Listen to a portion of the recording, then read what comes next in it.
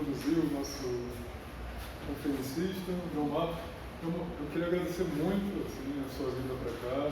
Muito obrigado pelos esforços que você fez para vir, para nos visitar aqui no Recife. Foi uma alegria muito grande recebê-lo. Está abusando de você com 4 falas ao longo desse nosso eventinho aqui. Dizer que você é muito bem-vindo e que, por favor, retorne para participar de nossas atividades. Acho que Natal é uma coisa distante, a gente pode estreitar esses grupos e essas atividades. Né? Então, o João Marcos ele vai fazer uma apresentação intitulada Não Tenha Medo do Desconhecido, sobre o conceito de consequência lógica explicado em termos de atitudes cognitivas. Isso é um trabalho junto com Carolina Blasi. Obrigado. Obrigado, Marcos. Obrigado a todos pela presença. Marcos, a organização, por ter tornado isso possível. Realmente tem sido bastante difícil tornar isso real, mas eu estou muito satisfeito de estar aqui e poder falar sobre esse tema de encomenda, um tema de pesquisa importante nosso e que eu acredito que tem bastante frutos para dar, bastante coisa que pode vir por aí. E o título da palestra, Não Receei do Desconhecido, eu vou tentar explicar o que eu quero dizer com desconhecido. Haverá uma pequena divergência entre a terminologia usada aqui e aquela usada no meu curso. Eu vou fazer um pequeno vocabulário aqui só para fixar e dizer que não é que mudou, mas é porque parte desse trabalho vem de 2013 e a gente ainda não tinha fixado toda essa terminologia do jeito que eu uso hoje. Muito importante notar, esse trabalho é um trabalho em colaboração com Carolina Blasi, a mãe daquela garotinha, e tem uma foto dela aqui, e foi o trabalho de doutorado dela, foi tornar real parte dessa investigação, e para mim é uma honra poder levar adiante isso e fazer esse tributo para a Carolina. Deixa eu ver, isso aqui está viajando um pouco aqui, não sei se eu vou conseguir colocar no lugar certo. Não, gostou não. Talvez eu tenha que passar aqui os slides, não. Não sei o que acontece. Vou passar aqui sem resolver. Vou tentar ficar. Você está apertando o botão do céu? Eu apertei o botão para o lado do outro. Não está indo. Não sei. Ok. Então, em lógica, muitas vezes aparece essa necessidade de falar sobre um suposto valor, o valor de verdade, que às vezes é dito o desconhecido, e a gente fez uma brincadeira com isso, então não temeis o desconhecido. Em princípio, vamos pensar nesse valor como sendo um terceiro valor de verdade. Eu vou tentar discutir depois mais tarde o que isso pode significar e de que maneira ele pode ser definido, mas aqui a gente faz um jogo com relação às possíveis definições ou as possíveis maneiras como esse terceiro valor foi chamado. O desconhecido é só uma delas, mas há outras maneiras, meio verdade ou sem sentido, indeterminado, várias maneiras como esse terceiro valor de verdade tem sido tratado. Eu vou me concentrar em principalmente duas que têm um significado especial em lógica, que é o chamado glut e o gap, quando esse valor tenta concentrar mais de uma possibilidade de atribuição dentro de si, e eu vou explicar de que maneira que ele pode aparecer. O que eu gostaria de dizer aqui, isso ainda está fora do lugar, deixa eu tentar ver se eu consigo colocar no lugar. Não consigo. Vai ficar assim. Nas primeiras ocasiões em que aparece um terceiro valor de verdade na lógica, são com o trabalho de Jan Lukasiewicz e de Stephen Klein, que são motivados por razões muito distintas. O Lukasiewicz pretendia resolver o problema do determinismo lógico e recuperar parte do que Aristóteles tinha como intuição sobre isso no problema da batalha naval, e esse terceiro valor era aquele que representava essa forma de a gente dizer que não tem ainda nem certeza se está falando de uma sentença verdadeira ou falsa.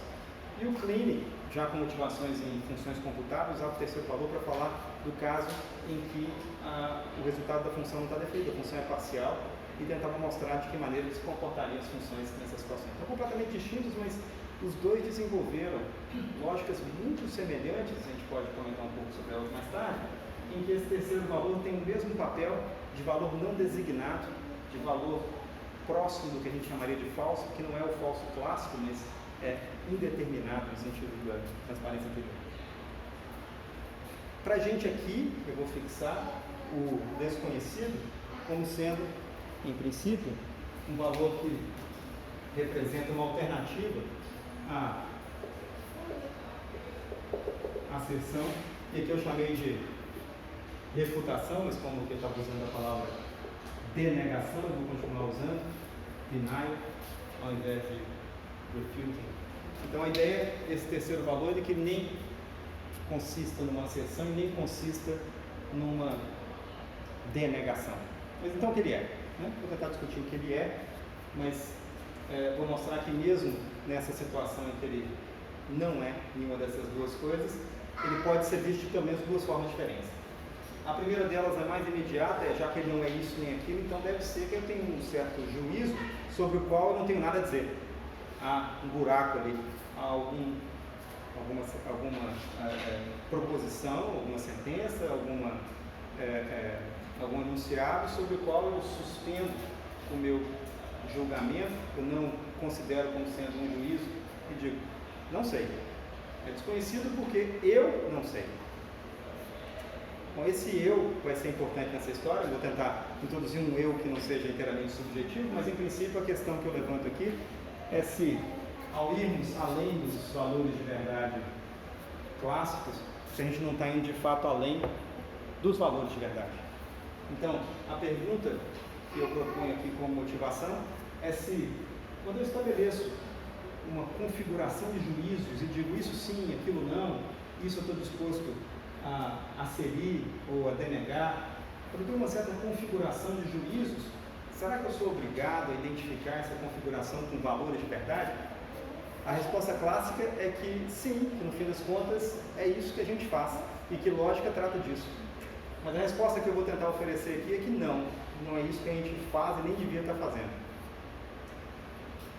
A proposta, o que eu chamo hoje, não de virada doxática, mas de virada nomática, vocês estão um pouquinho mais de grego para poder saber que era isso que eu queria dizer, tem a ver com opiniões, com agentes que expressam aquilo que eles gostariam de estabelecer como a sua versão dos fatos, o que eles pensam acerca dos fatos. A ideia é que está lá fora a informação e que não são os agentes cognitivos que chegam aqui e falam assim, olha, aqui está uma sessão, aqui está uma delegação, não são eles que fazem com que as coisas sejam verdadeiras ou falsas, ou que as coisas sejam estabelecidas, eles não têm esse poder. No máximo, agentes cognitivos reais no mundo que a gente vive, eles conseguem emitir a sua opinião. Eles têm o que eu chamei, isso não peguei de lugar nenhum, mas já vi esse termo com algum outro sentido em algum lugar. Não, aqui é um termo novo que está sendo introduzido, e o que eu vou chamar primitivamente atitudes cognitivas são estas ações tomadas por esses agentes cognitivos ao serem expostos a uma determinada informação. Então, como eu disse, a informação está lá fora, eles vão olhar para aquilo, não sei se é um fato que está no mundo, ou se eles estão estabelecendo, eles vão olhar para aquilo e falar assim, olha, o que eu penso sobre isso é. Isso significa também que eu posso tentar pensar agora e imaginar uma maneira de combinar esses agentes. Então esse cara pensa isso, aquele outro pensa aquilo outro, eles concordam com algumas coisas, discordam com relação às outras. Tem várias maneiras que a gente consegue usar isso na prática, pensando num agente que evolui ao longo do tempo, ou numa sociedade de agentes, que tem, ao longo do tempo, ou numa certa discussão, diferentes atitudes cognitivas com relação à informação suposta estar lá fora. A teoria da informação vai dizer o que ela é, eu não estou interessado exatamente nisso aqui agora. Supondo que ela exista, esteja em algum lugar, que haja bits de informação, eu não os crio, mas eu posso ter uma certa atitude com relação a eles, que eu vou chamar de atitude cognitiva, e eu vou isolar duas delas. para poder falar aqui hoje, mas a oposição importante ser estabelecida é que essas atitudes cognitivas elas não criam verdades nem falsidades. Elas representam a opinião dos agentes. Bom, então, como eu dizia, se antes a gente começava olhando para a asserção e para a denegação, lembra do meu vocabulário ali, então, refuting, em todas as ocorrências nessa palestra, quer dizer denial, ou vai ser trocado por denial, para manter a coerência com o que eu venho falando antes. Se inicialmente a teoria clássica, a abordagem clássica lógica, pensa que essas são os dois atos de fala, ou as duas posições que eu posso assumir e tentar com elas impor algo sobre a realidade, eu vou jogar isso fora. Eu vou dizer, não, isso é irrealista, o melhor que a gente pode fazer é consultar os agentes e perguntar se eles estão dispostos ou se eles veem razões para aceitar ou rejeitar uma certa informação. Então eu troquei o vocabulário, e essa troca não vai ser só uma troca de palavras, vai ter um significado profundo, penso eu, ou tento convencido disso, de que de agora em diante, ao invés de falar de asserções, eu vou falar de aceitação, e ao invés de falar de denegação, eu vou falar de rejeição, e agora tem um sujeito, é o agente. Não vou fingir que essas asserções são sem sujeito e que elas aparecem em algum lugar, não. Há alguém por trás disso tudo. Bom, agora, então, já que eu tenho que ter uma teoria para atitudes cognitivas, eu disse que elas são primitivas, eu vou tentar falar um pouquinho sobre elas, de que maneira que eu as entendo e de que maneira, logo adiante, elas podem ser equacionadas com valores de verdade. Qual será a relação, já que, afinal de contas, antes de começar essa palestra, essas coisas não existiam, que existiam e que a gente estava acostumado a falar, é valor de verdade. Vamos ver. Então, em princípio, eu vou tentar colocar aqui elas organizadas em uma certa estrutura, e essa estrutura é conhecida de vocês, eu acredito que vocês vão logo identificá-la, pensando nesses 4 agentes com opiniões diversas acerca de uma certa sentença, ou proposição, dependendo da sua teoria sobre o que está aqui. A primeira ideia é que um agente cognitivo pode ter as suas razões, no meu caso questionado, ele pode ter as suas razões para aceitar o conteúdo informacional daquela sentença, seja qual for esse conteúdo informacional. E para representar isso, para poder lembrar que tem um agente aqui envolvido, eu vou usar o S para dizer que é o cara, agente, e vou usar o Y de sim, para dizer que ele olha para aquela sentença, parece que é programa do Silvio Santos, quer trocar uma televisão por uma cueca suja, sim! Ele deu a opinião dele. Ele não sabe o que está fazendo, mas ele deu a opinião dele acerca disso. E eu vou usar esse Y para falar de, vou usar o português aqui, aceitação, ou aceitar. Vamos ver. Então, aqui é só um rótulozinho, só para poder lembrar qual é a atitude que ele está tomando em relação a isso. Esse agente aqui está disposto, tem razões para aceitar a proposição. Fim, aquele outro diz que não. Não tudo. Ao contrário de aceitar, esse cara aqui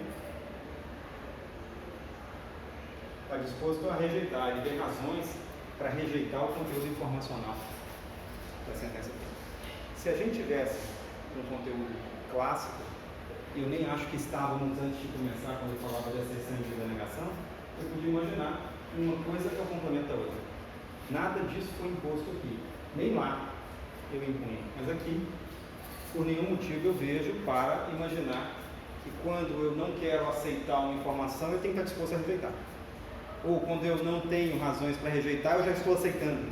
Acho demais fazer esse salto de uma atitude cognitiva para outra, então vamos deixá-las separadas e vamos ver o que acontece. O que eu vou fazer aqui para simplificar é assumir que existe o complemento para essas atitudes e vou imaginar que o complemento da atitude de aceitação é uma atitude ao contrário, de cabeça para baixo, de não aceitação.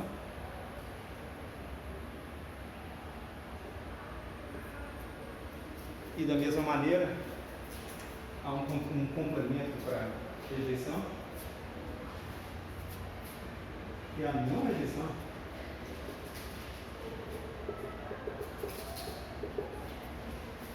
Tá, para que tudo isso? Porque justamente se o complemento dessa atitude de aceitação é do clássico, a meta-teoria, não aceitação, não coincidir com a rejeição, então tem uma teoria em que essas coisas merecem conviver separadamente e não serem identificadas uma com o contrário da outra, ou o contraditório da outra, ou o subcontrário, quer que seja. Então, em princípio, a gente pode imaginar que do lado de cá há duas maneiras de ter uma atitude positiva. Uma delas em que eu estou disposto a aceitar e a outra que, bom, nem tanto, mas não rejeito um certo conteúdo informacional. E do outro lado, uma que eu estou disposto a rejeitar e a outra assim, não é que eu chegue a rejeitar, mas também não aceito. Porque dá para pôr uma teoria que essas coisas não colapsem, né? Bom, mas por trás disso, como eu disse, tem uma certa estrutura, talvez alguns de vocês já tenham visto, como esse cara é o complemento clássico daquele, eles são contraditórios. E este também. Então, por trás disso, há um quadrado de oposições. Está em todo lugar. Aparentemente, né? Usei até as cores daquele indivíduo. O indivíduo usa essas cores aqui para poder falar do quadrado de oposições. Em homenagem, né? As cores. No entanto, eu devo dizer que no meu quadrado das oposições, essa relação preta que está aqui, nunca é a relação de subalternação. Isso para mim é um erro do quadrado clássico. A relação que vive aqui é uma relação de dualidade. Vou falar um pouquinho mais dela mais adiante, mas ela sim tem um caráter lógico bastante claro e me permite, a partir de qualquer esquinazinha desse quadrado, gerar o resto do quadrado. Isso é uma outra palestra, parece sobre dualidade, eu não vou fazer ela aqui não. Eu só quero dizer que no meu quadrado clássico existe uma maneira, existe uma simetria entre esses dois lados aqui, eu consigo de um lado para o outro usando o conceito de dualidade. Então existe aqui uma contraditoriedade, aqui uma noção de contrariedade ou subcontrariedade que eu chamo de antonímia. Então esses dois caras aqui eu chamo de antonímias e essa relação aqui eu chamo de dualidade. E tem uma teoria lógica por detrás bacana e com essa abordagem aqui dá para fazê-la ainda mais interessante, porque eu consigo ver dois sentidos de dualidade, consigo transformar esse quadrado aqui num tesseracto, um quadrado com 4 dimensões. Que eu não vou fazer hoje, só para dizer para vocês, tem que me convidar outra vez para poder fazer. Não garanto que eu venha, mas pode convidar. Se você não aceitar, você tem que rejeitar. Não, exatamente.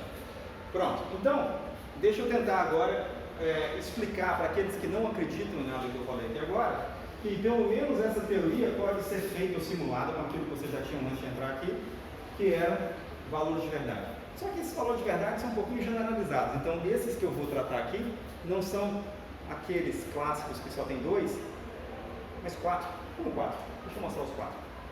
Então, a ideia dessa generalização, não é minha, é bem conhecida na literatura, é tentar dizer que existe o falso clássico, que é aquilo que é falso, mas não é verdadeiro, o verdadeiro clássico, aquilo que é verdadeiro e não é falso, mas há duas outras possibilidades. Uma delas é que eu não sei nada, né?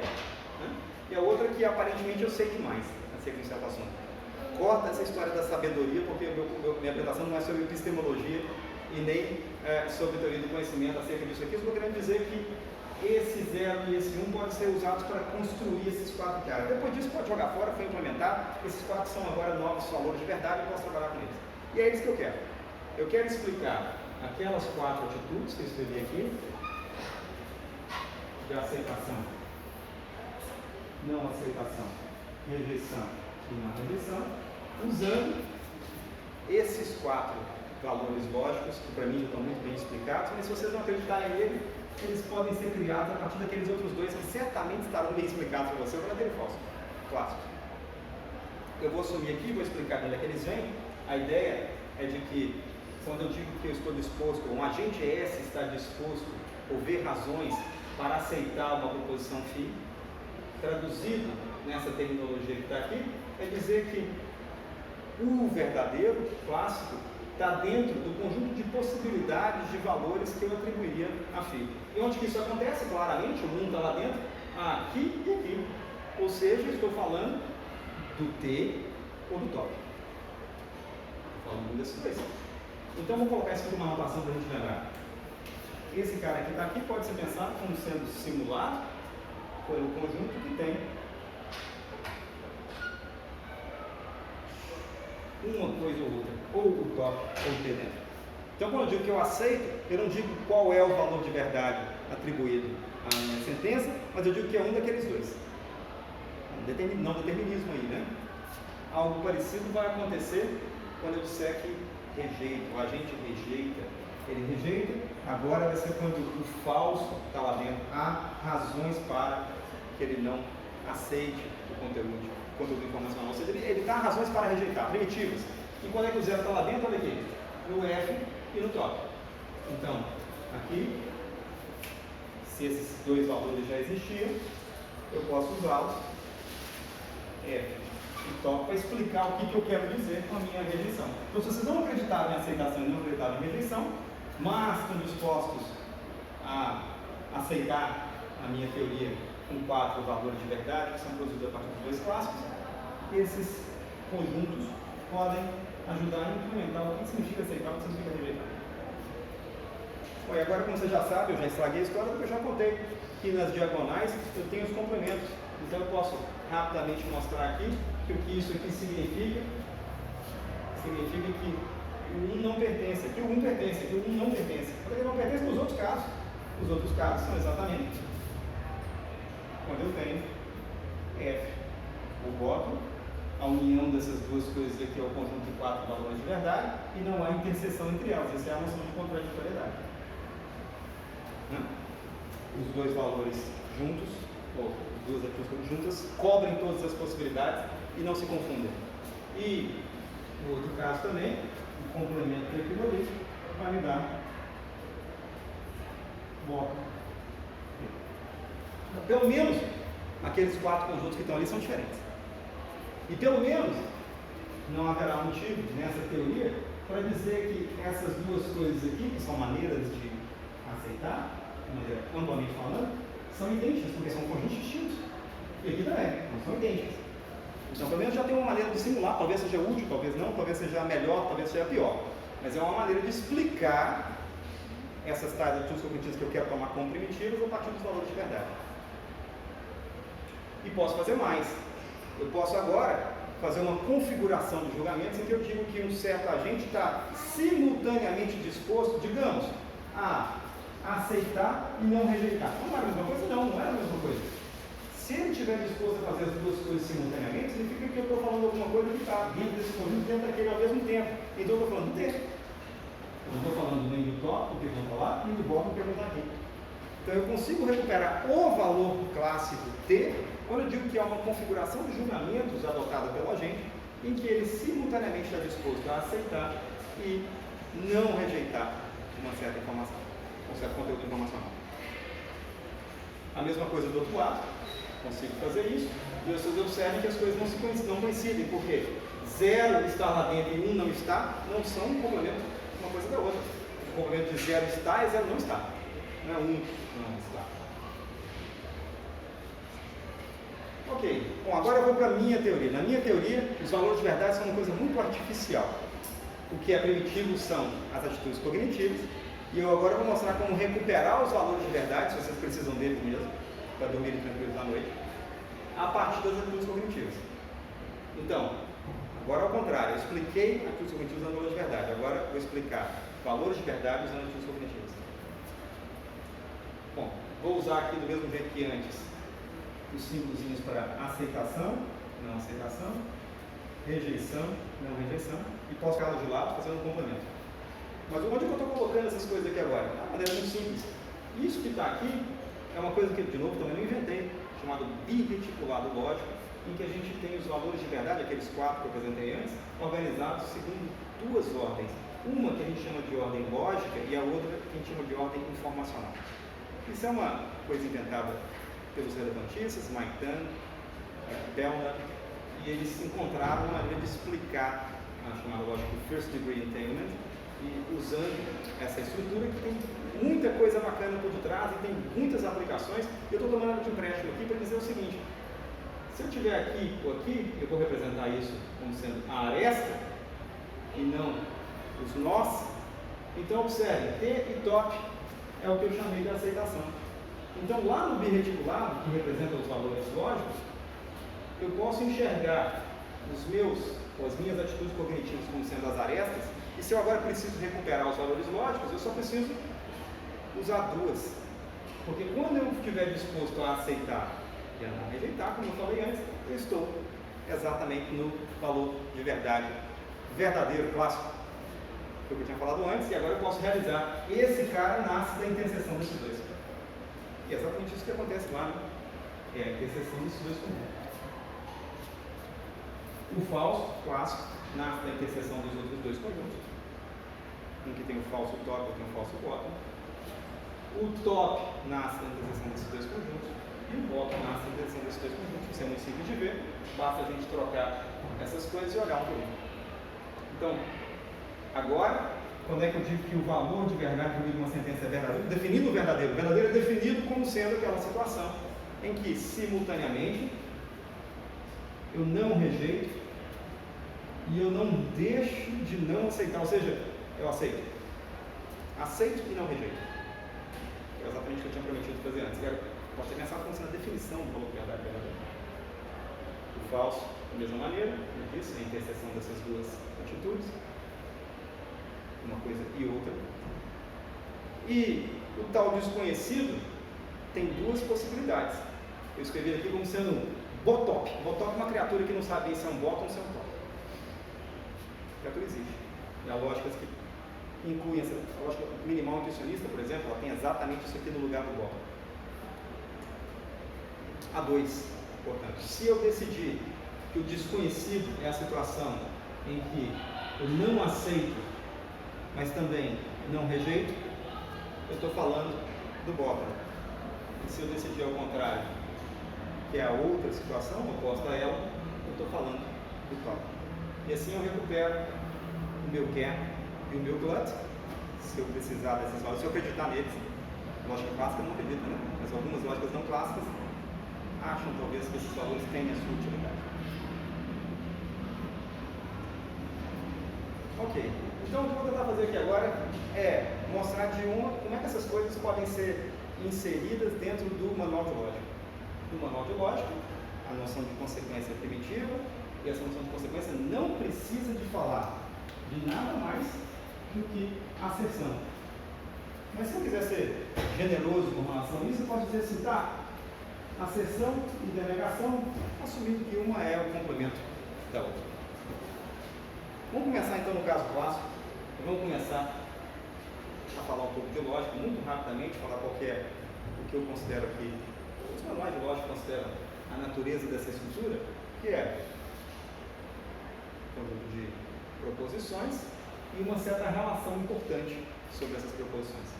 Uma das possibilidades de abordagem para essa relação é pensar que essa relação simplesmente escolhe algumas sentenças para colocar do lado direito, e essas sentenças colocadas do lado direito são pensadas como sentenças que a lógica está disposta a acerir. Será que essa lógica é capaz de fazer isso? Ou alguém que domina essa criatura é capaz de acerir? Pensando em lógica dessa maneira, como um conjunto de asserções, é tradicional no século XIX. Se a gente faz isso, a gente também pode pensar em lógica como um conjunto de refutações, por que não? É a mesma coisa. Se eu não der prioridade para as asserções sobre as denegações, então eu posso imaginar que lógica é um conjunto de antíteses ao invés de um conjunto de teses. Digo isso só para poder jogar fora e dizer assim, não é isso que a gente faz.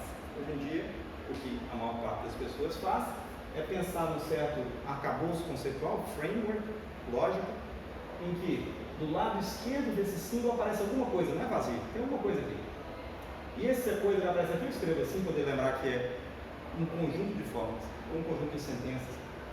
Do outro lado, uma sentença. Daqui a pouco eu vou precisar um pouco mais do que isso, mas essa é a abordagem mais comum para aquilo que eu chamo de consecuções, que são coleções de enunciados com esse formato. Conjuntos do lado esquerdo e uma forma do lado direito. E a gente imagina até que tem uma direcionalidade nisso, né, que as formas do lado esquerdo são premissas que eu uso ou posso usar eventualmente para concluir a forma do lado direito. Isso eu acho que é muito anos 50, e agora vamos passar um pouquinho mais para frente, a gente está vivendo aqui agora, em que ao invés de ter conjuntos do lado esquerdo, eu vou ter conjuntos do lado direito também. Claro que eu devo uma explicação sobre o que é isso, mas, como eu disse, quem está trabalhando com isso já acha tão natural quanto, e de qualquer maneira, mesmo que você não tenha assim lógica, se você vai trabalhar com sistema dedutivo, por exemplo, é natural imaginar que se isso aqui não é uma noção de consequência, se é aquela setinha, digamos, do cálculo de Gentzen, a gente possa colocar sequências de fórmula para os dois lados da noção ou do símbolo de sequência. Mas aqui eu não estou fazendo sistema dedutivo, estou falando de lógica em termos abstratos, e estou querendo que lógica em termos abstratos seja um conjunto de consecuções, onde eu tenho conjuntos, ou coleções de consecuções, onde eu tenho conjuntos à esquerda e conjuntos à direita. Uma grande evolução com relação ao que a gente começou. Bom, como ler isso? Para tentar manter isso aqui tão simétrico quanto possível, eu vou começar com um exemplo em que eu tenho só uma sentença de cada lado, porque aí eu posso estar aqui, eu posso estar aqui, né? Todos os dois admitem colocar uma sentença aqui e uma sentença lá. Um conjunto unitário do lado esquerdo e um conjunto unitário do lado direito. Então, uma maneira de ler o que isso significa, e eu vou ler isso sem fazer semântica, mas dando uma intuição sobre o que a minha semântica deveria ser, usando como símbolos primitivos dessa minha metateoria a noção de acessão e a noção de denegação, seria imaginar que quando eu escrevo uma coisa como essa, e quero escrever que φ tem φ como consequência, escrevo assim, que é talvez a maneira mais trivial de dizer qualquer coisa em lógica e é talvez uma das menos colocadas em dúvida, embora eu vou colocar em dúvida daqui a pouquinho. Quando eu digo que φ é consequência de φ, a minha leitura aqui vai ser a seguinte, que para todo estado de coisas, uma das duas atitudes ou uma das duas situações vai ter que se configurar. Quais são elas? Bom, no primeiro caso, que alguma coisa do lado esquerdo não seja acerida, e no segundo caso, que é uma alternativa, que alguma coisa do lado direito não seja denegada. Bom, como agora tem uma coisa de cada lado, então eu estou querendo dizer que agora, nesse caso mais simples, todo estado de coisas está comprometido em fazer uma das duas atitudes, tomar uma das duas atitudes seguintes, que ou este φ não é acerido, ou aquele não é denegado. Pensando então em termos negativos, eu não tenho um contramodelo para isso. O que seria um contramodelo? Seria uma situação em que eu tenho uma configuração de coisas em que essa mesma sentença é simultaneamente acerida e denegada. É isso que eu quero evitar. Eu quero evitar que estas duas coisas se apliquem simultaneamente na mesma sentença. Isso é um princípio lógico, não fui eu que inventei, mas é o princípio que está por trás desta asserção de identidade. Se eu jogar fora esse princípio, então eu vou permitir, eventualmente, que uma sentença seja simultaneamente acerida e denegada. Que monstro é esse que eu estou criando? Vamos ver como é que isso vai acontecer, mas deixa eu brincar um pouquinho com isso aqui agora. A hipótese clássica é de que uma coisa complementa a outra. Acerir é o contrário clássico, contraditório da denegação. Bom, se esse é o caso, então eu não preciso usar dois símbolos aqui, você pode usar um só, né? Então, se eu vou usar um só, eu vou substituir e colocar aqui a negação de E e eu troquei por A. Bom, se isso é assim, talvez eu possa defender que, na verdade, lógica clássica, não precisa de dois valores de verdade para ser definida, porque eu só usei aqui a asserção dos dois lados. Isso foi usado na literatura para dizer que, na verdade, lógica só tem um valor, porque eu só preciso dele para definir o que está acontecendo. Mais ou menos, né? Na verdade, eu preciso do complemento dele, mas se eu não quiser dar um nome para ele, então é como se eu tivesse um valor só. É um truque meio sujo, mas foi usado. Deixa eu trocar então aqui agora para o caso dos juízos clássicos. No caso clássico, quando eu escrevo igual a 1, eu estou dizendo que eu estou acerindo alguma coisa. Quando eu escrevo igual a 0, eu estou dizendo que eu estou denegando. Então, quando eu tenho um conjunto de fórmulas à esquerda, um conjunto de fórmulas à direita, a leitura desse símbolo de entailment não foi eu que inventei. Essa é a leitura clássica que todo mundo já devia conhecer do símbolo de entailment.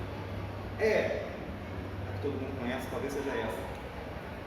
Que todos os estados de coisas que aceitam ou que acerem simultaneamente todos esses objetos daqui são obrigados a aserir pelo menos um dos objetos de lá. Então é como se isso aqui fosse lido como uma grande conjunção desses caras, uma grande disjunção daqueles outros, e essa sentença aqui envolve uma grande meta-implicação. Se esses são todos aceridos, então pelo menos um daqueles é acerido. Se só tem um lá, então é ele. Essa é a leitura usual, que é a leitura que está por trás também do cálculo sequente, se você quiser dar uma leitura de semântica do que está acontecendo. Bom, então isso que eu escrevi aqui. Existe um objeto do lado de cá, que é falso, ou existe um do lado de lá que é verdadeiro. Por que é a mesma coisa? Porque essa é a condição de verdade dessa meta-implicação. Uma implicação é verdadeiro, classicamente, quando o antecedente é falso, ou o consequente verdadeiro. Quando é que uma conjunção é falsa? Quando alguém é falso. Quando é que uma disjunção é verdadeira? Quando alguém é verdadeiro, que eu escrevi. Então, essa condição que eu escrevi aqui é a condição de verdade dessa meta-implicação. Ok? Brincando um pouquinho com isso, vou trocar igual a zero para diferente de 1.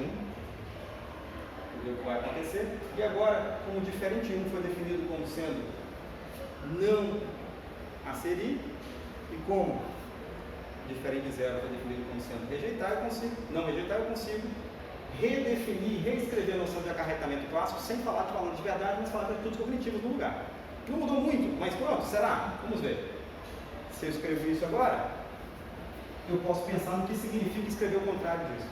O contrário disso significa que há um estado de coisas onde, simultaneamente, todas as fórmulas da esquerda são aceridas e todas as fórmulas da direita são denegadas.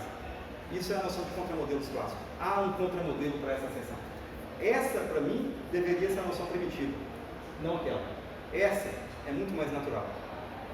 Eu estou procurando por uma maneira de tomar uma atitude com relação a isso, de estabelecer uma configuração de juízos com relação àqueles dois conjuntos de sentenças, e como eu tenho essas duas possibilidades só, eu posso usá-las para expressar o que está acontecendo. De novo, essa meta-negação que está aqui, que diz que φ2 não segue de φ1, significa, com a nossa terminologia atual, que o agente S, algum agente S, pode ser encontrado que esteja disposto a aserir todas as sentenças daqui e, simultaneamente, denegar todas as sentenças daqui. Vou mudar um pouquinho então a anotação. A anotação que a gente vinha usando até agora era inspirada na notação freudiana, que eu vou retomar daqui a pouquinho outra vez. Eu vou usar uma coisa mais simétrica, porque afinal de contas essa conjunção é simétrica. Mas não era simétrico quando eu escrevia esse símbolo, e claramente tinha uma diferença entre o lado esquerdo e o lado direito. Não estou muito interessado nisso, vou usar só a barrinha, e tem um errinho aqui.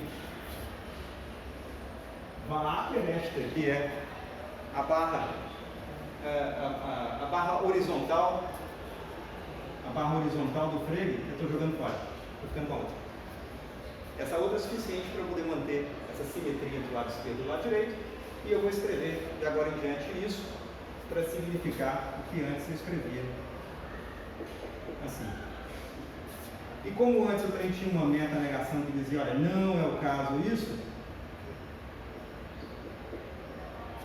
e esse cara foi trocado por esse, e esse cara vai ser trocado por esse aqui.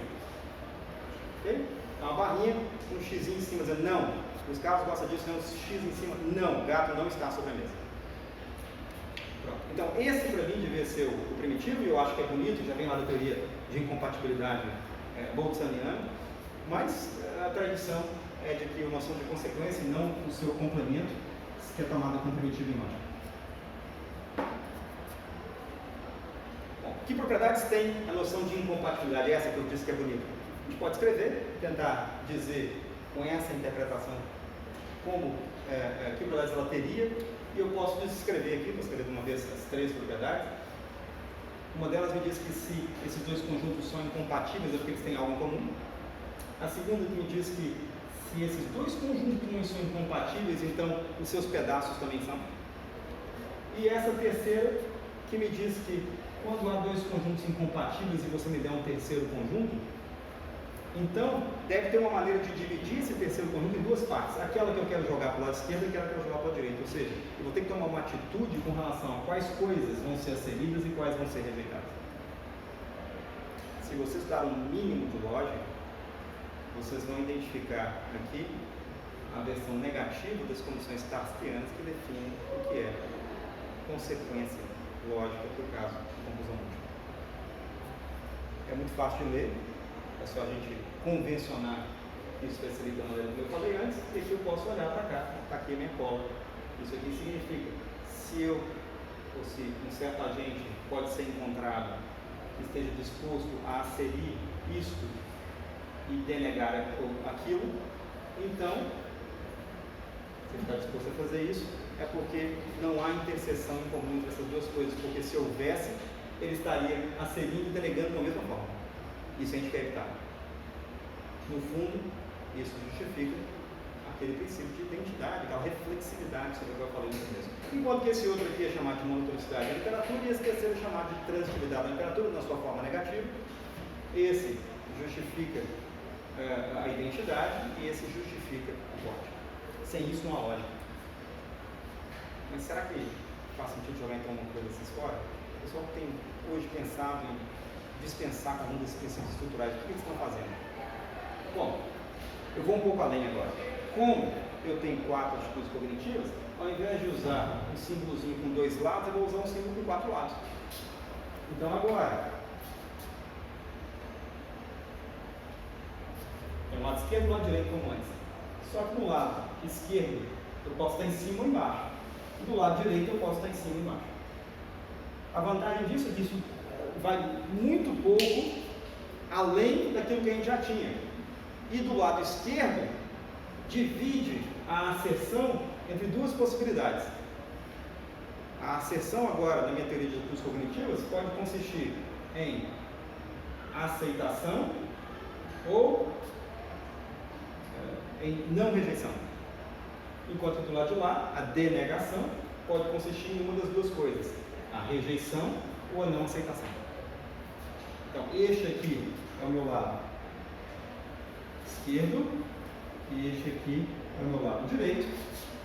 Este aqui é uma maneira de fazer isso usando as duas atitudes cognitivas e aquele é uma maneira de fazer aquilo usando as duas atitudes cognitivas. Eu dividi em duas partes porque, de maneira natural, como eu não tomei uma como sendo complementar a outra, não fui clássico em relação a isso, ao juízo, eu tenho a possibilidade de fazer isso.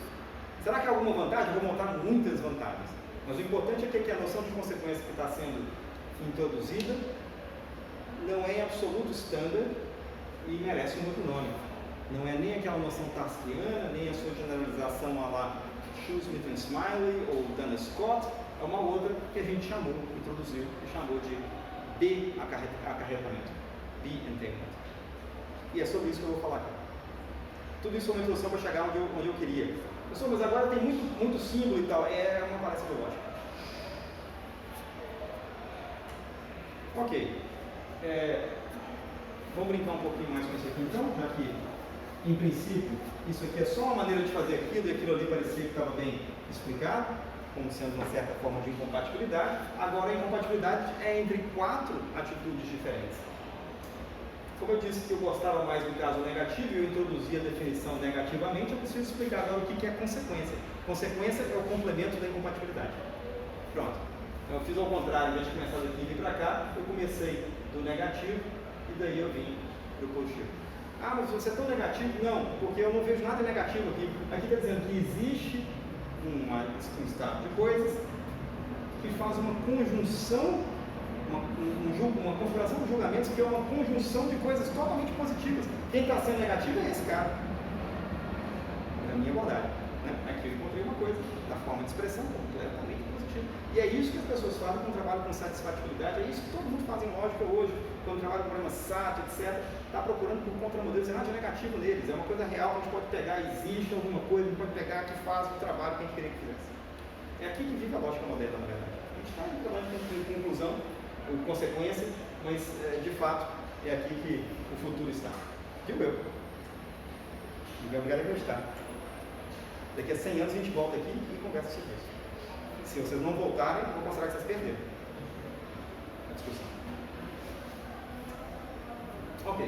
Então deixa eu voltar aqui para o caso com dois lados e tentar explicar o que é a noção canônica de acarretamento que a gente tem, dá só algumas propriedades básicas, como eu falei, φ segue de φ.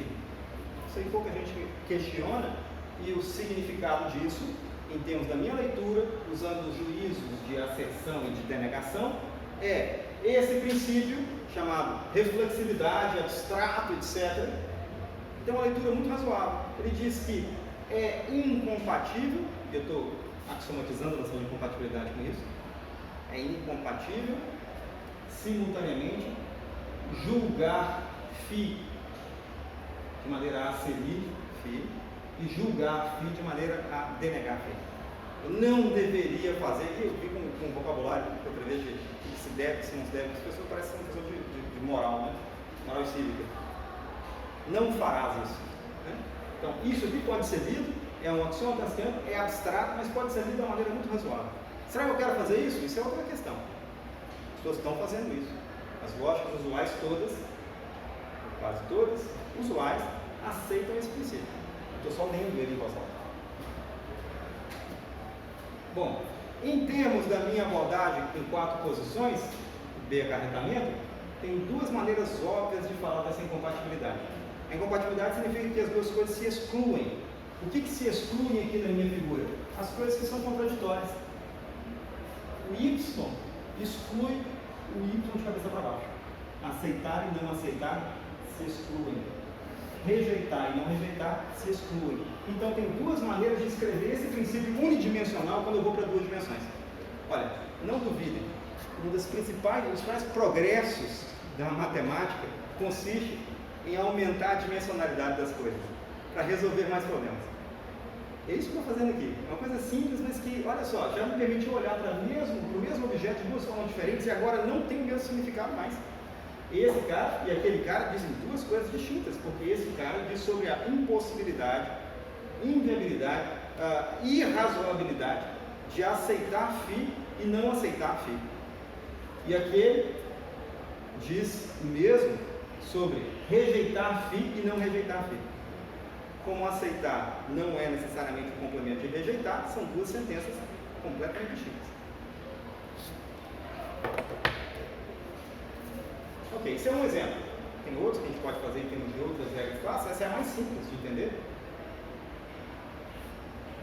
Mas a lição aqui é que aquele princípio já tem 2 leituras diferentes na nova notação, se quiser, na nova abordagem, a noção de consequência bidimensional, que eu chamei de B consequência, ou no caso, nessa interpretação semântica, B acarretamento. Bom, para poder justificar isso, já está ali no quadro, mas é fácil justificar, vocês notam que não há nada em comum entre esse conjunto e aquele conjunto. Eles estão lá, como também não há nada em comum entre esse conjunto e aquele conjunto, portanto eles se excluem. Algo interessante observar agora é assim, você falou que tem, isso aqui pode ter 2 leituras diferentes? Não, eu não falei isso, eu falei que pelo menos 2 leituras diferentes. Posso ter muitas outras. Olha para essas outras 2.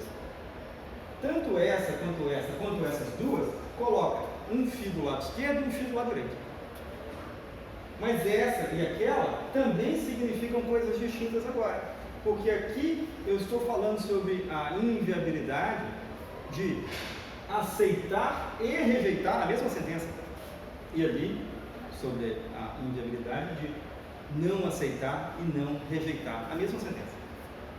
Nenhuma dessas 4 versões daquilo são equivalentes na abordagem atual sobre valor de verdade. Todas dizem coisas diferentes. Então há pelo menos 4 formas diferentes. Pelo menos 4, porque há mais. Pelo menos 4 formas diferentes daquele princípio simples de identidade unidimensional. Ou de reflexidade unidimensional. Φ segue de φ. Várias maneiras de dizer isso aqui. A gente já vê que na prática isso tem um impacto muito grande sobre o tipo de lógica sobre o qual a gente está falando.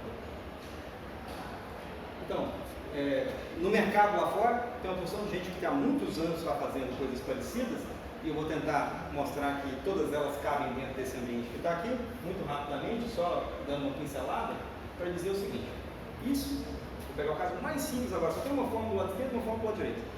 E aqui de propósito, coloquei só um mesmo. A leitura clássica do que eu chamo de T acarretamento que é a preservação da verdade da esquerda para a direita, se vocês quiserem, ler como uma implicação, diz que se essa sentença é verdadeira, aquela é. Um primeiro curso de lógica eu falo disso, quando falo da noção de consequência, e falo, consequência é a preservação da verdade. É bobagem, na verdade, preservação de qualquer coisa. Qualquer propriedade que você diga que está preservada da esquerda para a direita define uma noção de consequência. Em particular, a propriedade de ser satisfeito ou de ser verdadeiro, por uma dada valoração. Esse é um caso muito particular. Bom, mas essa leitura pode ser reescrita se agora, ao invés de ter uma meta-implicação, eu disser, olha, o que é uma implicação? Significa que eu não tenho isso sem ter aquilo, né? Então eu reescrevi assim: não existe um cara, um estado de coisas que satisfaça a primeira sentença sem satisfazer a segunda. Essa leitura clássica só tem um valor 1, né? Não precisa falar do zero, porque 1 não pertence, classicamente, é o mesmo que 0 pertence. Aqui não. Aqui não. 1 pertence é y e 1 não pertence é y para esse para baixo, não é n. O que significa que eu posso descrever a noção clássica de preservação da verdade usando duas atitudes cognitivas, uma do lado esquerdo e outra do lado direito. E, portanto, isso que está aqui pode ser escrito na minha anotação assim: tudo que todo mundo fez até hoje, usando a noção usual de preservação de verdade, pode ser escrito em uma diagonal da minha anotação. Mas então, são muitas coisas que eu posso escrever, né? Deixa eu escrever. O que pode acontecer? Por exemplo, imagine que eu pense agora, dualmente, em preservação da falsidade. Então, razoável quanto? Só que da direita para a esquerda. Se esse cara é falso, esse é falso.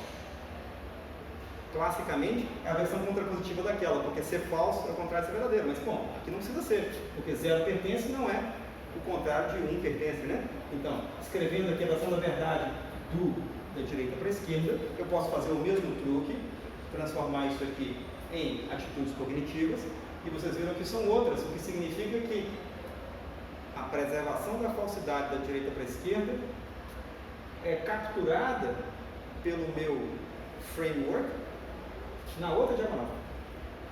Não é a mesma mais. O φ1 continua do lado esquerdo e o φ2 continua do lado direito. Mas classicamente não tem nenhuma diferença entre as duas sentenças, porque ser verdadeiro e não ser falso são a mesma coisa. Mas aqui não é a mesma coisa. Então agora eu tenho a possibilidade de capturar uma outra lógica e, quem sabe, colocar essas duas para conviver. Quem sabe falar em pluralismo lógico, dizendo que, olha, tem uma lógica que vive nessa diagonal e outra que vive na outra diagonal. E elas convivem muito bem nessa abordagem bidimensional. Bom, há outras, e se vocês nunca ouviram falar delas, vão ser bastante exóticas, mas são muito parecidas. Eu formulei aqui em termos de implicação, ao invés de dizer que 1 pertence implica 1 pertence, se o 0 não pertence, que é a alternativa a 1 pertence, né? Então, 1 pertence. Isso aqui pode ser formulado outra vez usando o φ1 do lado direito e o φ2 do lado esquerdo, só que lá em cima. E a outra possibilidade, 0 não pertence, ao invés de 1 pertence aqui, pode ser formulado lá embaixo. Então tem pelo menos 4 noções de entailment. Essa aqui foi muito explorada por Malinowski e outras pessoas na literatura, por Frankowski e outras pessoas. Vou dizer daqui a pouco. Tem aparentemente alguns efeitos muito graves quando eu trabalho na abordagem unidimensional. Mas na abordagem bidimensional que eu apresento aqui, elas são 4 maneiras diferentes de dizer que φ2 segue de φ1. Ou seja, φ2 pode seguir de φ1 de 4 formas diferentes. Em princípio, diferentes. Né? Ok. Eu não vou gastar muito tempo com isso que está aqui, não. Eu só queria dar uma ilustração de como é que isso funciona na prática, como a gente pode usar isso para definir, por exemplo, tabelas de verdade com 4 valores e pensar que quando eu começo a brincar, o mundo é completamente não determinístico e o que eu faço na minha brincadeira é introduzir restrições e dizer, ó, isso não pode, aquilo também não pode, isso eu não aceito, isso aqui não corresponde às minhas práticas inferenciais, aquilo não faz sentido, e vou começando a cortar algumas possibilidades. O que eu quero dizer com isso? E essa tabela de verdade que está aqui, não determinística, permite que para cada entrada, para cada input que entrar no primeiro e no segundo argumento, no caso do binário que está aqui, eu possa tirar qualquer coisa. Como eram 4 valores, então em princípio a combinação de F com F, não sei que combinação é essa, mas em princípio poderia me dar qualquer coisa. Isso é estranho, porque esse conectivo parece não ter significado nenhum específico. Eu vou começar a impor agora um significado nele. Por exemplo, Imagine que eu simplesmente escreva aquilo que eu escrevi no slide anterior e fixe φ1 como sendo φ2. Então eu escrevi uma forma da reflexividade. Essa forma da reflexividade, como você se lembra, é definida como uma negação disso. E isso é explicado dizendo que, como está lá, há um agente disposto a aceitar este φ, ou com razões para aceitar esse φ, e com razões para rejeitar aquele φ, é o mesmo φ. Certo? Qual agente poderia fazer isso? Um agente que tenha razões para aceitar e para rejeitar a mesma fórmula é um agente, em termos de valores de verdade, que deu o valor top para aquela fórmula, que é a única interseção entre essas duas coisas que estão aqui, é o top. Então, se isso é o contrário disso, quando eu escrevo isso na minha lógica, eu estou dizendo que o valor top não é admissível, não existe, não faz parte. Por isso eu disse, cancela o top. Mas então, significa que daquelas possibilidades de entrada que eu tinha aqui antes, não tem mais essa, que foi o que eu risquei. Não tem mais top, não tem mais nada com top de entrada, nada com top. Tem três possibilidades, que é o F, o bottom e o T. E isso eu posso dizer dentro da lógica, não é em inglês, um artigo, dizendo eu queria que isso fosse o caso. Não, eu posso escrever um meta-axioma que me diz, não há um valor top. Não pode ser usado. Porque, ao escrever isso, eu estou justamente rejeitando a possibilidade de ter aquela interseção que só acontece no top. Okay? A mesma coisa do outro lado, olha, se eu agora tenho três valores só, porque eu joguei fora o top, então eu posso recomeçar, posso colocar esse cara aqui, né? Posso colocar esse cara aqui e aqui, de novo uma forma de princípio de reflexividade, e ver o que acontece quando eu escrevo isso. Então, quando eu escrevi isso, aqui em cima, eu fiz o contrário disso. Isso aqui era a situação em que eu estava disposto, eu tinha razões para não rejeitar e para não aceitar. A interseção dessas duas coisas é o bottom. Isso é o contrário daquilo. Aquilo acontece quando eu estou falando do bottom. Então aqui eu estou dizendo que é impossível falar do bottom. Não há bottom na minha lógica. Eu posso cortar e dizer, olha, eu determinizei essas tabelas porque não há possibilidade do bottom de entrada. Bom, vocês já devem ter imaginado, se vocês fizerem as duas coisas e cancelarem tanto o top quanto o bottom, vocês estão de volta à segurança do mundo onde só há dois valores de verdade. E eu estou dizendo, eu posso criar esse mundo para vocês. Eu escrevo esse axioma e esse, estamos de volta ao mundo em que tudo é preto ou branco. Não se preocupem. Acabamos de restaurá-lo. Nesse caso, a minha tabela ainda é completamente não determinística, né? Quando entra F em F, pode ser F ou T. Ou seja, eu ainda não disse nada sobre nenhum conectivo particular. Mas eu quero convencer vocês que eu posso fazer isso. Qualquer conectivo particular pode ser capturado ao dizer mais coisas desse tipo, mas agora é sobre um certo conectivo. Isso aqui é puro, não tem conectivo nenhum envolvido. É só reflexividade. A reflexividade é capaz de me dizer quantos valores que eu tenho. Posso ter até 4. Posso jogar fora alguns deles. As outras formas de reflexividade são verticais, sobre as quais eu não vou falar aqui agora, mas elas são capazes de jogar fora também o T ou o F. Bom, viemos para o caso clássico, agora falta dizer o que eu quero. Vamos ver então, o que eu tenho? Antes de começar a determinar esse conectivo, eu posso vir aqui e escrever assim, olha, eu tenho isso e aquilo, isso me diz que não existe top, aquilo me diz que não existe bottom, portanto só tem T e F. E agora que eu coloquei aqueles meta-axiomas na minha anotação, que podem ser escritos, tasquianamente não podem, eu posso escrever coisas como, é possível eliminar a conjunção de alfa e beta, segue alfa. E se escreveu assim, professor? Porque eu estou usando justamente uma das leituras em que é impossível aceitar esta conjunção e não aceitar o alfa que está na conjunção. Bom, o que está dizendo aqui então é que se esse cara não for aceito, então esse não pode ser. Ou seja, eu cortei fora uma possibilidade que é, Se o alfa, aqui dá o alfa, se o alfa é falso, a conjunção é falsa. É a leitura contrapositiva disso, né? Então, tá aqui. Ao invés de dizer que ela é falsa, eu digo ela não é verdadeira. Essa é a minha diferença. Ao invés de dizer que as regras dizem qual é o significado dos conectivos, eu digo, as regras dizem qual não pode ser o significado dos conectivos. Qual não pode ser. Então, eu restringo os significados conectivos. Eu começo o caso completamente não determinístico e restringo o significado. Posso continuar escrevendo, vai. Posso escrever essa outra regra, que é a versão bidimensional dessa aqui, em termos de preservação de verdade, e nesse caso restringo outras situações que estão ali, e posso escrever a introdução da conjunção, que vai terminar de determinizar essa tabela. E agora essa tabela da conjunção clássica, né? A conjunção clássica tem exatamente essa situação em que ela é verdadeira se, somente se, ambas as entradas são verdadeiras. Sim, somente se. Não por acaso, essas três regras, ou esses três meta-axiomas semânticos, determinizam completamente o significado da conjunção clássica. Ah, você não ganhou nada, porque você só escreveu a mesma coisa usando a diagonal. A diagonal aqui do inferior esquerdo para o superior direito. É verdade, não ganhei nada.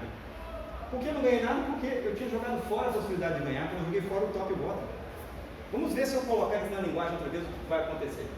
Por exemplo, vamos aceitar que o top é um valor de verdade que eu preciso, por exemplo, para poder produzir uma lógica para consistente, por algum motivo, uma lógica consegue justificar esse valor e eu não tenho como justificar, portanto, essa identidade. Joguei lá fora.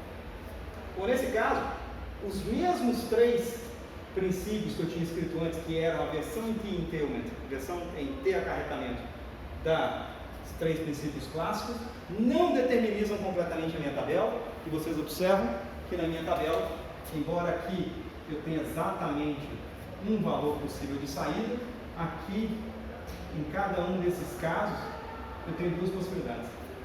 Essa tabela é não determinística. O que está aqui é uma matriz lógica generalizada, que hoje em dia, desde 2005, mais ou menos, tem sido estudado, chamada de matriz não determinística. Como é que eu transformo isso aqui numa coisa determinística? Eu tenho que escrever mais regras. Essas que estão aqui não são suficientes. Que tal se eu escrever, então, outras versões? O que eu fiz aqui foi só trocar para a borda. Eu joguei o top fora no primeiro caso, e aqui eu fiz a outra situação em que eu joguei o bottom fora. Agora o não determinismo está nas outras situações, não está aqui, né? Aqui não é. Aqui é determinístico. Todos os outros casos são não determinísticos. Tem duas possibilidades. Só voltando aqui, então, se eu continuar escrevendo agora, não só em ter acarretamento, mas escrever as mesmas sentenças duplicadas e colocar aqui o F acarretamento delas, observe que agora tem uma tabela completamente determinística. Essa tabela determinística é a tabela do Kleene, da conjunção trivalorável do Kleene, da de Kleene. Eu acabei de mostrar, é a mesma do Lukashevich, a mesma do Gödel, ela é extremamente conhecida na literatura, e ela foi explicada aqui, duplicando os axiomas clássicos, que só tratam de verdadeiro e falso. E aqui eu permito também tratar do bottom, verdadeiro, falso e bottom. Então, o que eu espero que vai convencer vocês aqui, pelo menos, é que essa tecnologia consegue fazer muito mais do que aquela que a gente tinha antes. E, em particular, ela faz de uma maneira muito interessante em termos de entender o que está acontecendo, que é produzir restrições sobre as tabelas não determinísticas.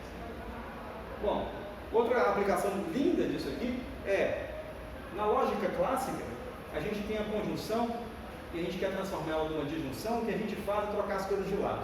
Então, na lógica clássica, se eu tenho uma regra de introdução, de eliminação da conjunção, se eu transformá-la numa regra de introdução da disjunção, essa regra pode ser dita dual à regra anterior.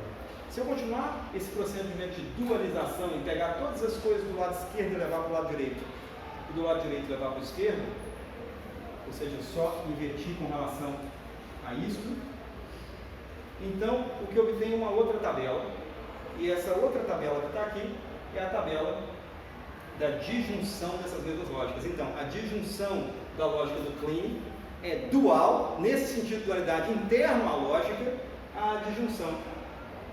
A conjunção é dual à disjunção, exatamente como no caso clássico. E olha o que aconteceu aqui. Antes estava alfa e beta, alfa, alfa e beta, beta, alfa, beta, alfa e beta. Só troquei de lado. Claro, quando eu trocar de lado, eu não permiti colocar a vírgula do lado de cá. E é por isso que eu, logo desde o começo, comecei a trabalhar com essa possibilidade de ter conjuntos dos dois lados. Então, está aqui uma das maneiras de recuperar essa dualidade. Muito simples, no caso do deacarretamento, eu só preciso fazer uma reflexão com relação à barra vertical, que é aquela que tinha restado no caso unidimensional. Isso aí, e a restrição com relação à barra horizontal? Dá para fazer também? Dá. Só que ela faz uma outra dualidade. Ela faz uma dualidade entre lógicas e não intralógica. Por quê? Olha para cá. Quando eu fizer isso com esse meta-axioma e transformar isso naquilo, se esse cara jogava fora o top, aquele cara, ao invés, joga fora o bottom. Então eu passo de uma lógica com um valor não designado, falso, mas que não é o falso clássico, para uma outra com um valor não designado, verdadeiro, mas que não é o verdadeiro clássico. Essa lógica também existe. Essa conjunção e essa disjunção que eu posso construir dessa maneira são a conjunção e a disjunção da lógica LP, a lógica do paradoxo de Graham Tracy. Então, esta lógica pode ser obtida por dualização extralógica, que é produzida na minha tecnologia aqui, só trocando o que está embaixo com o que está em cima, o que está em cima com o que está embaixo, acabou. Dentro da lógica, é como o caso clássico, como no caso da acessão e da denegação, a gente troca as coisas de lado, só tem dois lados. Aqui eu tenho dois lados, mas também tenho em cima e embaixo. E trocando em cima e embaixo, eu troco uma lógica, digamos, paraconsistente por uma lógica paracompleta ou vice-versa. É uma outra maneira de produzir duais. Isso é interessante porque a gente pode olhar na literatura e ver o que o pessoal chama de dualidade. Em primeiro lugar, quase nenhum livro, ou nenhum, eu posso dizer, livro, texto de lógica clássica explica a noção de dualidade sem usar negação. E eu quero dualidades que possam ser aplicadas para lógicas que não tenham negações clássicas. Aqui eu não preciso de negação para falar de dualidade. Em segundo lugar, essa noção de dualidade entre lógicas, no caso não clássico, é extremamente útil, e a gente vê na literatura pessoas que, por exemplo, propõem uma lógica que seria dual a outra, e que a gente vai ver que, segundo essa definição, não é nada de dual, é antônimo, ou é outra coisa, não é dual. Então, daí que dá para construir uma teoria de dualidade, falei, é o assunto da próxima palestra. Só para poder falar que dá para fazer isso também no caso de conectivos lunares, a gente também pode escrever coisas assim, como para escrever o terceiro excluído, e vai produzir algum efeito por lá. As várias versões do terceiro excluído produzem outros efeitos. Então, isso aqui é o princípio da explosão, com um certo formato. Se eu colocar essas duas coisas juntas, eu tenho a negação de uma lógica conhecida, chamada G3. E a gente pode continuar brincando com isso, para fazer um probleminha para fazer isso aqui, determinizar, etc., escrever a negação. Se eu quiser escrever uma negação completamente determinística, que é a negação do Klein ou do Lukács, eu posso escrever duas formas de terceiro excluído e duas formas de explosão. Tem uma coisa interessante aqui. As pessoas imaginam que a lógica do Klein, a lógica do Lukács, por serem lógicas paracompletas, lógicas que não aceitam o terceiro excluído, que elas não têm nenhuma forma de terceiro excluído. Na minha abordagem, elas têm duas formas de terceiro excluído. O que elas não têm é esta forma clássica, estándar do terceiro excluído, em que eu tenho essa diagonal sendo usada, ou aquela em que eu tenho essa diagonal sendo usada. Essas duas só que eu não estou interessado. Mas e essas? Em que eu tenho duas coisas do lado direito exatamente como lá, só que uma está em cima e outra está embaixo. E aqui também. São outras formas de terceiro excluído. Então parece que quando a gente fala assim, eu joguei fora o terceiro excluído, ou quando eu joguei fora a explosão, eu não joguei fora todas as formas de excluído, ou todas as formas de explosão, porque algumas são mais perigosas do que outras. Para concluir, eu não vou mostrar mais nenhum conectivo aqui, são conectivos lunares. A última coisa que eu queria falar é que há muito espaço para a gente poder trabalhar a partir daqui. Recordem que a gente começou daquela sessão de livro-texto, porque lógica, uma ciência que trata de juízos, e eu comecei a questionar isso, assim, será que atos de fala? Será que são atitudes epistêmicas, doxásticas, proposicionais? Eu substituí por atitudes cognitivas. Eu não acho que é uma coisa extremamente difícil de aceitar, e estou tentando convencer para vocês que, pelo menos em termos de aplicações, de coisas que a gente pode conseguir com isso, são imensas os benefícios. Como vocês viram, introduzir um formalismo lógico bidimensional, que não havia antes, que tem uma semântica associada, interessante. É possível demonstrar para esse formalismo que as lógicas, se no caso clássico podiam ser caracterizadas sempre com dois valores, aqui, ou até dois valores de verdade, aqui a gente pode demonstrar um estado parecido com até 4. Mas tem que limitar com 4? Não, eu posso fazer com qualquer outro número. Se eu quero, por exemplo, 5, Eu começo com 3 dimensões, permito até 8, depois jogo fora 3 deles, escrevendo restrições e meta-axiomas que dizem que não pode fazer isso, não pode fazer aquilo, nem aquilo outro. Então eu posso fazer o que eu quiser, colocar quantos valores eu quiser. Até 4 eu consigo pensar bem. Mas se vocês precisam mesmo de 5, a gente reúne e eu consigo fazer também. Tá? Só tem uma dimensãozinha a mais. Você sabe a piada do matemático que fala assim, como é que a gente explica a teoria dos superpósitos, tem 26 dimensões? Eles falam assim, é muito simples, imagina 10 e depois acrescenta mais uma até chegar em 26. Se não quiserem imaginar 10, então vocês falam como vocês acharem melhor. Roman Sushko era um matemático importante que propôs que a lógica, no fim das contas, era sempre bivalente. Na minha abordagem, não é. A lógica, em princípio, é pelo menos tetravalente, ou tetravalorada. Como eu disse, e não falei muito sobre isso, como eu tenho essas estruturas que eu posso ter várias noções de consequência vivendo dentro da mesma estrutura, em princípio, eu posso ter uma forma de pluralismo comportada dentro de uma mesma noção de consequência. E a minha leitura toda foi em termos de agentes, ou sociedade de agentes. Eu acho que isso é uma coisa interessante a ser explorada e há imensa literatura sobre isso. Uso de lógica para fazer exatamente isso. E as minhas ilustrações mostraram que, pulei algumas últimas, mas elas mostraram que qualquer matriz não determinística 4 valorada, que se eu demonstrar um termo de forma normal sobre isso, pode ser explicado usando uma versão generalizada de composicionalidade, em que eu só uso essas 4 posições para explicar, via meta-axiomas, o comportamento de qualquer conectivo com 4 valores. Isso tem algumas vantagens. Se eu generalizo a noção de composicionalidade, então, em termos, por exemplo, de sistemas redutivos, eu generalizo a analicidade, canonicidade, coerência, várias propriedades interessantes para sistemas redutivos. Então, em aberto para quem começar aqui, aceitar trabalhar com sequências com 4 posições, ou 2 vezes 2 posições, como eu costumo dizer.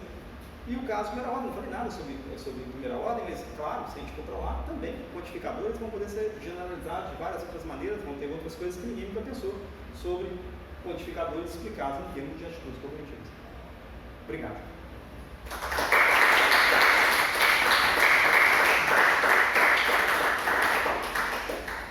Ok, muito obrigado, João, pela essa apresentação, esse trabalho, digamos, apresentando uma framework de trabalho muitos desdobramentos, né, possíveis e interessantes e diferentes. Então a gente está aberto para questões, comentários, críticas, sugestões.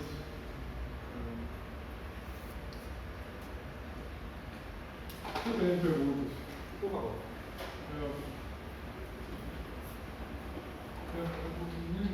Em dado momento, você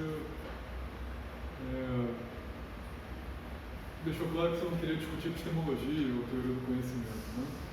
Eu queria que a minha leitura desses valores fosse associada a uma teoria do conhecimento particular. Como é que você vê, digamos, essa associação do teu... porque muito da sua abordagem, eu acho que ela traz, pelo menos, intuições epistêmicas fortes, né? Por exemplo, o valor não designado você já coloca como não desconhecido, a própria noção de atitudes cognitivas, uma plataforma multiagente, e você fala de julgamentos, movimentos, e essas atitudes representam opiniões dos agentes a respeito de algumas informações. Eu queria saber como você articula isso. Assim, deixa eu tentar. Se é barato, se é, digamos, uma barata no sentido... se essa articulação ela é proposital ou não proposital, e como você poderia derivar... Certamente haverá coisas não propositais aqui, mas quando eu comecei e falei do desconhecido e falei em termos dessa leitura que parece que é epistêmica, eu não sei nada a respeito. O primeiro slide para poder mostrar justamente que essa palavra desconhecido tem muitas leituras completamente distintas e que não estão relacionadas. Como, por exemplo, eu digo que um certo terceiro valor não tem nenhum sentido, isso não tem nada de epistêmico. Exatamente. Né? Então, eu disse, se eu for escolher alguma coisa que está mais próxima do que eu vou fazer, é falar de valores que representam um raciocínio, um acúmulo de informação, talvez, no caso do Glut, e com ausência dela, no caso do Glut. Okay? Mas como eu não estou preocupado em coleta de informação, em princípio, mas posso até fazer isso, quando eu falei de agentes, o que eu disse era, ao invés de dizer que esses agentes estão estabelecendo um juízo, e o juízo no sentido clássico, desde Kant, o juízo, na abordagem standard, a lógica, o que eu quis dizer foi que, em princípio, os agentes são pensados como tendo as suas capacidades cognitivas e eu os consulto acerca do que eles creem ser o caso, dizer, ou acreditam ter razões para dizer acerca de uma certa sentença. Então, quando eu os consulto, eu não tenho nenhuma expectativa de que eles me tragam a verdade ou a falsidade. O melhor que eu posso esperar é que eles me digam a opinião deles. Bem baseadas, se forem agentes com uma boa formação, né? Forem autoridades em certo assunto ou não. Eu nem exijo que eles sejam especialistas. Eu nem sei, quando eu estou conversando com uma certa pessoa que eu acabei de encontrar e estou julgando se eu devo confiar nela ou não, o quanto que a informação que ela me passa é segura. Mas eu não posso ignorar o que a pessoa me diz e dizer assim, não, enquanto você não me provar que é um especialista no assunto, eu não vou nem ouvir o que você está falando comigo. Não. Os agentes estão ali, eles me dizem coisas e eu posso tentar decidir mais tarde, até priorizar e dizer que alguns agentes são mais confiáveis do que outros, etc. Eu ainda não construí essa teoria da priorização, mas se ela for construída, ela vai ter possivelmente um caráter não monotônico.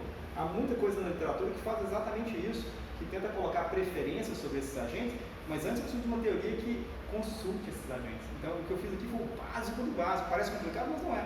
O básico do básico para dizer, olha, eu quero capturar situações em que eu possa dizer que um certo agente tem razões para isso ou para aquilo. Você achar que o mesmo agente tem razões para aceitar e para rejeitar, que estranho. Bom, podem ser razões diferentes. Mas se você achar que ainda assim é incoerente que ele tenha razões para aceitar e para rejeitar o mesmo conteúdo, então eu posso dizer para você, tá bom, então não é mais um agente, agora é uma sociedade de agentes, e agentes distintos têm razões distintas. Então, dependendo da aplicação, eu posso mudar. Essa segunda aplicação é tão genérica e tão fácil de imaginar que a gente possa ter dissonância cognitiva entre esses agentes, que pelo menos nessa situação, eu sempre vou conseguir aplicar isso que está aqui. Mas eu nem digo que ela é a única, ou que ela é a canônica. Eu digo que, eventualmente, pode ser o mesmo agente ao longo do tempo, eventualmente pode ser razões diferentes. Parece bastante simples que isso possa acontecer. Se eu aceitar, ou se nós concordarmos, que a aceitação não é o complemento clássico da rejeição. E eu dei um modelo em que isso funciona. Nesse modelo é possível pensar nessas duas coisas como não sendo complementos uma da outra.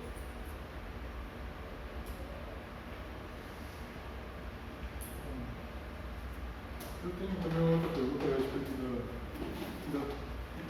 porque, em certo sentido, se você... eu queria saber por que isso é tão importante para você tirar a discussão, migrar a discussão, fazer a transição da base sendo atos de fala para, digamos, o que você está chamando de atitudes cognitivas. Porque você poderia tentar, talvez, enriquecer esses atos de fala com outros e tentar encontrar dualidades assim também. E o que eu estou pensando de maneira, assim, um quadro mais amplo, é que com atos de fala você pode também ganhar várias coisas que você também parece importante para você. Por exemplo, a noção de incompatibilidade. Incompatibilidade não em termos de atitudes cognitivas, mas em termos de razões ou de compromissos que esses agentes têm. E você já ganha também, por exemplo, um vocabulário mais normativo. Porque a tradição, por exemplo, a tradição inferencialista, a Randall, ele vai enfatizar atos e a articulação inferencial desses atos a partir de razões e como eles são incompatíveis, que é um conceito muito importante, basal para a sua discussão, né? Para você ganhar dualidade. Eu acho muito importante a gente basar o soft-copy. Então, o motivo pelo qual eu estou fazendo isso é porque eu acho que no topo do que eu acabei de fazer, a gente possa retomar isso que você falou aqui agora. Então, uma das maneiras de tentar usar, e que é muito usado em computação, por exemplo, para poder recuperar dentro da teoria de arte que fala, dentro do estudo dos agentes standard que trabalham com a informação, tentar impor que os agentes possam colocar atitudes explicitamente na linguagem, como atitudes de crença, de desejo, de intenções.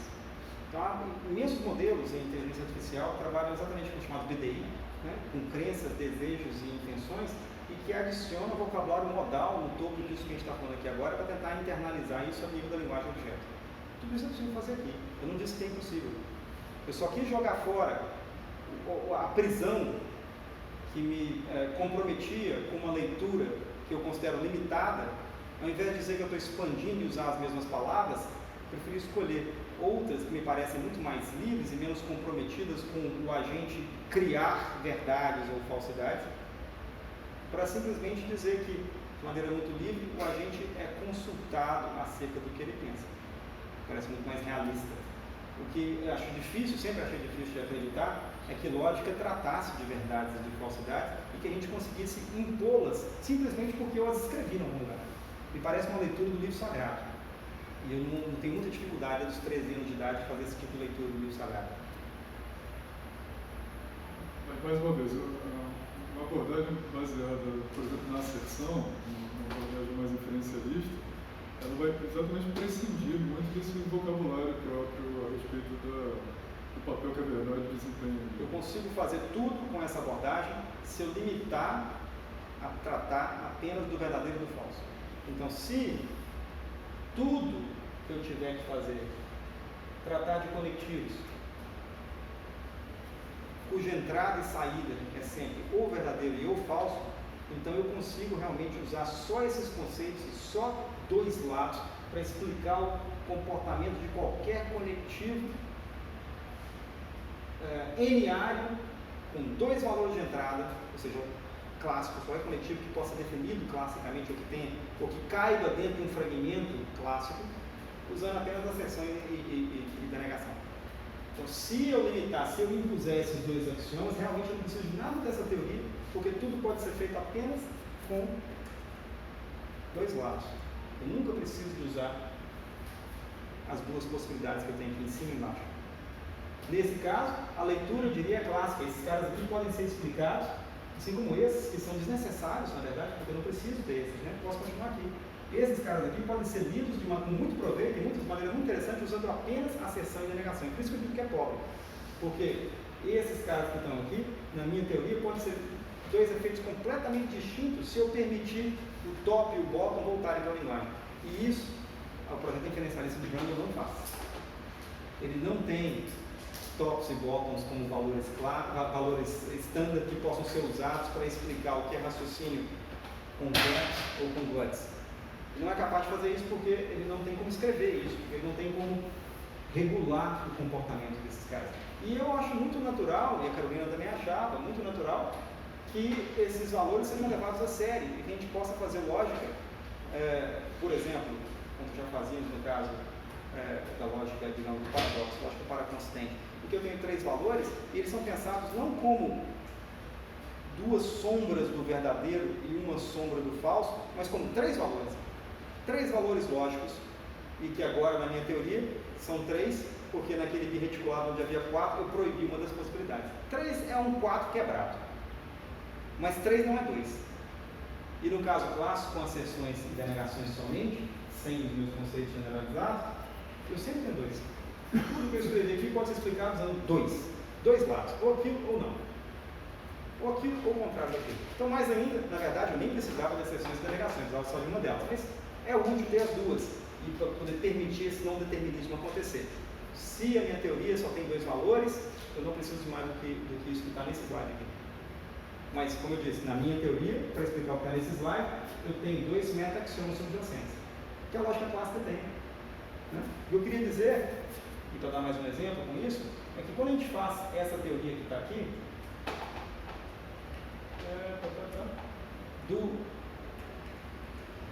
do Malinowski e do Frankowski, quando eles propuseram que havia outras possibilidades de falar de preservação, que não preservação de verdade, preservação de falsidade, de um lado para o outro, assim por diante, e pensar em outras noções de consequência, a nível abstrato, o que eles tiveram que fazer unidimensionalmente foi uma coisa brutal. Absolutamente brutal. Porque observa o que está acontecendo. Quando o cara só permite escrever isso aqui porque ele diz que não existe nada aqui embaixo, então ele está jogando fora uma daquelas 4 possibilidades, e o efeito disso, a nível da metateoria, é que ele vai perder ou reflexividade ou corte. E lógica sem reflexividade e lógica sem corte são lógicas de pé quebrado. Na minha abordagem, a gente nunca perde toda a reflexividade ou todo o corte. A gente perde só parte. Porque, mesmo na situação em que eu tenho, como você viu aqui, reflexividade aqui, eu ainda posso fazer lógica, posso fazer lógica clássica, fragmentos da lógica clássica e assim por diante. Se eu jogar fora das 4 possibilidades de reflexividade, que eram essas duas, mais essas duas clássicas, se eu jogar fora alguma delas, eu ainda posso fazer lógica, sem necessariamente estar jogando fora todo o princípio da reflexividade. Porque esse princípio tem 4 leituras diferentes, pelo menos 4 leituras diferentes na minha abordagem. Então eu posso jogar fora algumas formas de reflexividade e ficar com outras. Se eu jogar fora só. Aqui. Se eu jogar fora só essa das 4 formas de reflexividade que estavam lá,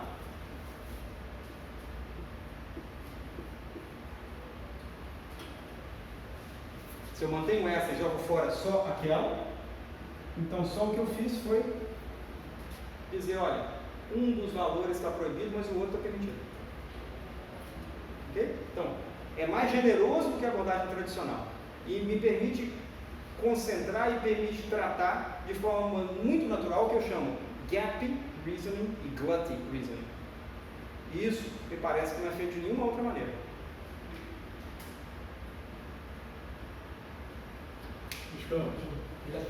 Obrigado. Sobre várias curiosidades juntas. Você conhece muito bem o artigo do Segelberg, onde ele entender qualquer operador definido na matriz das valores de gera automaticamente dedução dela. Sim. Ele mostra que ela é completa, não só gera dedução, mas mostra que é completa da semântica matricial que você tem. Só que se você olha para o sistema de dedução que é automaticamente gerada, é horroroso. Ele tem botões para todo lado. Regra pra caramba. Você tem que ser limpando ele, porque a gente conhece isso. Do outro lado, você tem uma espécie de folclore, lógica, disso mesmo. Pega a prova de completude do Calmar. Ela só vale uma lógica próxima. A única lógica que ela funciona é super bonita, Não é verdade. Exato, isso que eu disse. Eu tenho nessa direção. Só vale uma lógica. Sim. Agora vamos começar a combinar com isso. Você sabe também, né? Você pode botar um monte de valores de verdade, se o nosso resultado ficou finito, você tem o mesmo resultado que você quer. Sim. Você vai gerar automaticamente solução. Justo. Porque no fim das contas é tudo bivalente. Exatamente. Você consegue. Eu joguei fora isso aqui. Você chegou a fazer isso. Agora tem a minha pergunta. Você está com 4 valores, certo? Mas você não quer jogar fora nenhum dos valores. Isso. Você quer ficar com os 4 valores e você fica brincando com certos axiomas que você coloca, como você apaga. Isso. Não vai ter mais. Estou regulando ali o que eu quero aceitar de não determinismo. Exatamente. Você não quer isso no matriz, mas ao mesmo tempo você vai gerando umas tabelas que não deterministas. Então você reduz elas, de alguma forma, as tabelas deterministas com esses truques que você faz. Primeira pergunta que você faz. O modo como você pode gerar automaticamente operadores lógicos a partir das tabelas que você vai produzindo, ele me parece um pouco diferente da estratégia que você quer, mais econômico, de certa forma. Mais ou menos porque agora, para poder ser completamente determinístico, eu cubro o caso do determinístico também, né? Que o Segelberg não cobra. Mas para ser completamente determinístico, eu tenho que dizer mais coisas que ele. Porque se eu tenho uma tabela, digamos, binária, e quero regular, no pior caso possível, o que acontece em cada um desses intervalos que estão aqui, o meu teorema de forma normal exige que eu diga 2 coisas sobre cada um deles. Por quê? Como eu jogo coisas fora, e eu sempre jogo 2 de cada vez, então se eu quero ficar, digamos, com F, eu tinha essas possibilidades aqui, F, bottom, top e T. Se eu quero ficar com F numa certa posição, então a minha estratégia é, uso uma seção que joga fora esses 2 caras, porque eu só posso jogar 2 de cada vez, e depois uso uma outra que joga fora esses 2. Não, eu tinha jogado fora esse aqui antes, mas beleza, o que é importante aqui é que sobrou 1. Então eu tenho que dizer 2 coisas para poder, dos 4 valores, deixar sobrar só 1. Determinização que pode ser um pouco mais cara. Certo. Ela exige, nesse caso aqui, dizer não 16 coisas para dizer uma sobre cada lugar, mas até 32 coisas. É claro que em alguns casos eu posso fazer de forma mais econômica, né? Foi o que eu fiz aqui naqueles exercícios que eu coloquei. Eu acho que você conseguiu muito nos casos de completude que você quer ver. Eu acredito que sim. Eu acredito que sim. A gente não fez isso. Não fez? Tem muita coisa para ser feita. Estou convidando parceiros para a gente fazer. Eu acho que dá para fazer e vai ser muito mais geral o resultado dele. Então, o dele vai ser um caso particular, e particularmente não só porque cobre o dele, mas porque vai cobrir também o caso não determinístico em geral, e ele não fez não determinismo. Talvez uma geração interessante de Kalmar, né? Eu acredito que sim. Na verdade, eu tenho alguns papers em que eu faço, inclusive, generalização de Kalmar por caso trivalorado, mas determinístico. Determinístico. Ninguém, até onde eu sei, demonstrou resultado de completude ou lá Kalmar por caso não determinístico. Simplesmente porque é trabalhoso demais, né? Mas pode ser que está ali esperando pela gente. Tem alguns casos interessantes, como por exemplo nos que eu mencionei aqui, algumas lojas que têm justificativa independente, como por exemplo essa que está aqui.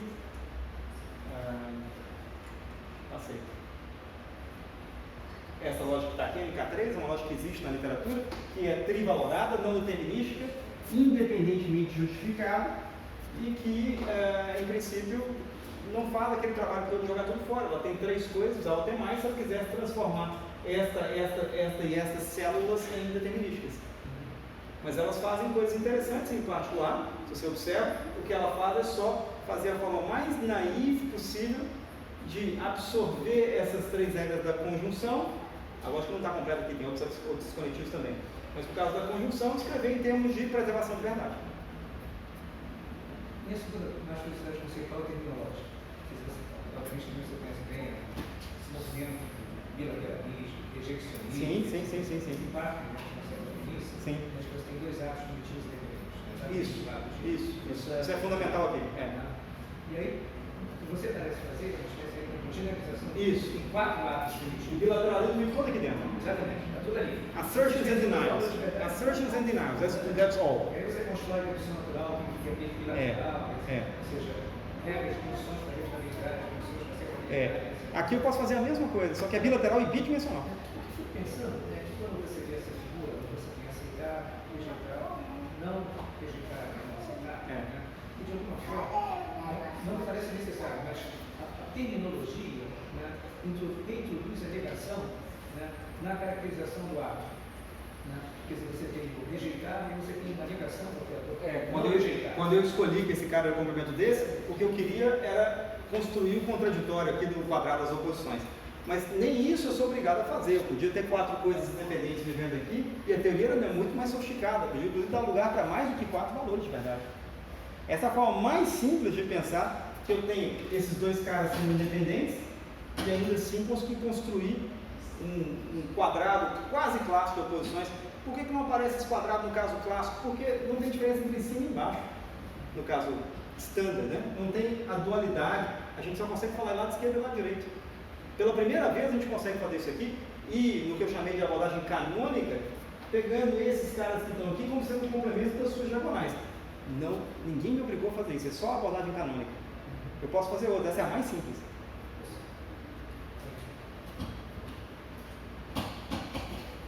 Muito bom, vamos agradecer de novo, João. Obrigado a você.